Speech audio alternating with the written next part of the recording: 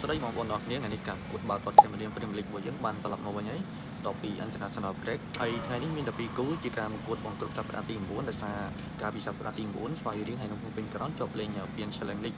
ไอ้ไงนี่เลยมาโปรไว้บ้างปีกู้นั้นเลยเดินมาผมมวยชนะเนี่ยโดยตัวทีมมวยไอ้สายดงดาวสันใจปัจจุบันเป็นการดิสไฟเรียงในกระดานการเอเอเทมไอ้ภาคที่จะไปบอกไอ้สายไอ้ที่คือนาคาเวอร์ปัจจุบันเป็นกระร้อนในราคาของซื้อจิตใจរបស់ Nagaver ថ្ងៃនេះខ្ញុំនឹងទៅទស្សនាការប្រកួត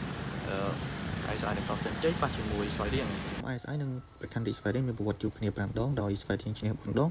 និង ISI ឈ្នះ1ដងបើទោះបីជា ISI នៅបាត់តាប៉ុន្មានប៉ុន្តែខ្ញុំគិតថាការប្រកួតនេះនឹងតឹងតែងដោយសារការប្រកួតនេះនៅទឹកដីរបស់ ISI ហើយពីប្រកួតចុងក្រោយរបស់ពួកគេធ្វើបានល្អគ្រាន់បើដោយស្មើមួយនិងឈ្នះ1ចំពោះក្រុមស្វាយរៀង5ប្រកួតចុងក្រោយរបស់ពួកគេមិនស្គាល់ពីដាច់យ៉ាងទេគឺឈ្នះ4និងស្មើ1អញ្ចឹងបងប្អូនអរគ្នាកុំភ្លេចទៅទស្សនាដិតតម្លៃសម្បត្តិ$2កន្លះនិង$3ទេហើយបើយើងទិញនៅតាម Telegram app នឹងមានការ discount ផងដែរ